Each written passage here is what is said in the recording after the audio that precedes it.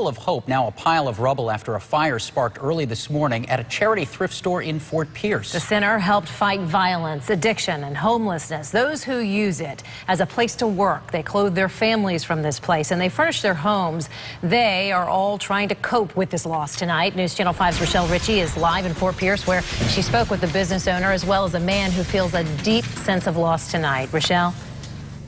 Well, Shannon and John, we are just off of Avenue D here in Fort Pierce, and if you take a look behind me, you can see what is left of the Love Center Ministries thrift shop. Nothing is salvageable. It's now just a pile of metal, wood, and debris. And for those who are fighting addiction in this area, it's a tremendous loss.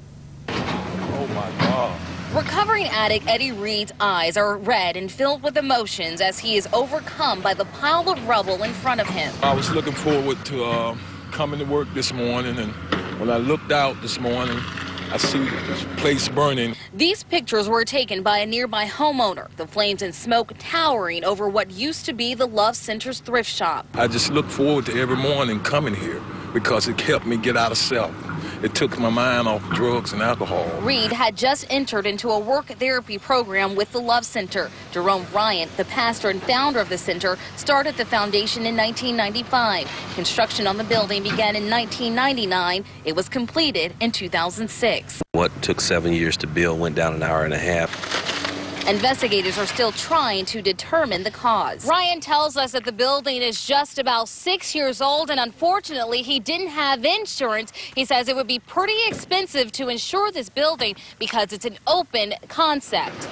$7,000 to $9,000 a year. Things being very tight, and we put the monies in other places to empower people. Ryan says while he remains optimistic, he shares the feeling of devastation with his employees, but says this mess can serve as a message to those fighting addiction. I'm showing them that you can go through the storm, you don't have to be medicated, and you can still have your right mind and be calm. God will make a way, though.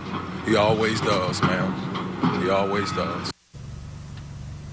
And back out here live, you can see the twisted metal. Now the ministry has to deal with the cost of cleanup and rebuilding. Ryan says losing his business will hurt the pockets of the ministry pretty bad, simply because they were funded solely on donations. Now, coming up tonight at 6 o'clock here on News Channel 5, you'll hear from the neighbors who heard the first explosion and ran outside and saw the flames. For now, we're live in Fort Pierce. Rochelle Ritchie, WPTV, News Channel 5. After more than